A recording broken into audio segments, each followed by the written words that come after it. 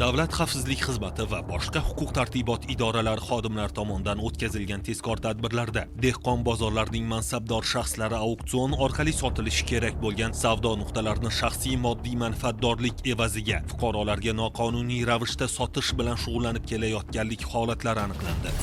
Jumladan, Qarshi shahrida faoliyat yurituvchi dehqon bozori raisi va nazoratchisi o'zaro til biriktirib, bozor hududida yangi qurilgan 110 metr kvadrat maydondagi savdo do'konini tadbirkorlik bilan shug'ullanmoqchi bo'lgan fuqaro nomiga rasmiylashtirib berish evaziga undan 80 ming AQSh dollar talab qilib, oldindan 30 ming AQSh dollar olgan vaqtlarida ashyoviy dalillar bilan ushlandi. Holat yuzasidan qonunbuzarlarga nisbatan Jinoyat kodeksining 168-moddasi 4-qismi A bandi va 28 orqali 211-moddasi 3-qismi A bandi bilan jinoyat ishi qo'zg'atilib, tergov harakatlari olib borilmoqda.